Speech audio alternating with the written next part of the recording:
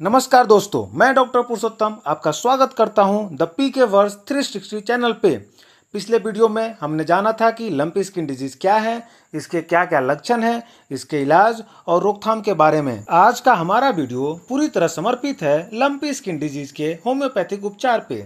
लेकिन उससे पहले चलिए एक बार फिर से जल्दी से रिकैप करते हैं कि एलएसडी के मुख्य लक्षण क्या क्या होते हैं। जैसा कि आप सभी जानते हैं, लंपी स्किन डिजीज में पशुओं के पूरे शरीर पर या फिर किसी एक या दो हिस्सों पर 2 से 5 सेंटीमीटर तक के गोल गोल नोड्यूल्स यानी गांठें बन जाते हैं। इसके साथ साथ पशुओं को तेज बुखार आ सकते हैं, भूख में कमी भी हो सकती है और धीरे धीरे दूध उत्पादन भी प्रभावित होने लगता है। अगर पशु गर्भवती है तो उसमें गर्भपात भी हो सकता है। कई मामले में प्री स्कैपुलर लिम्फ नोड का सूजन भी होता है। साथ ही साथ पैरों में भी सूजन देखने को मिलता है। इसके साथ साथ ब्रिस्केट रीजन में सूजन देखने को मिलेगा। साथ ही साथ किसी किसी पशुओं में नाक और आंख से पानी भी आता है।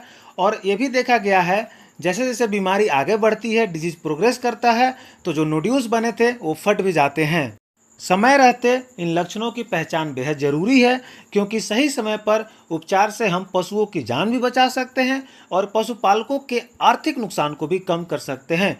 अब आगे बढ़ते हैं और जानते हैं कि इस खतरनाक महामारी में कौन कौन सी होम्योपैथिक दवाएं सबसे ज्यादा प्रभावी हैं। हमारा पहला दवा है वेरियोलिनम 200C। यह दवा रोग की तीव्रता को कम करने और नए पशुओं में संक्रमण को फैलने से रोकने में बहुत ही उपयोगी है। जैसे ही एलएसडी के लक्षण दिखना शुरू हो, तुरंत ही इस दवा का उपयोग करें।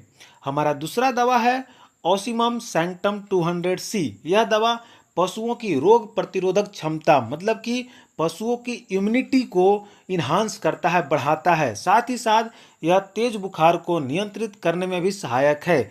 संक्रमण के शुरुआती चरण में इस दवा का उपयोग बहुत ही प्रभावी साबित होता है। हमारा तीसरा दवा है थूजा ओसिडेंटैलिस 200C।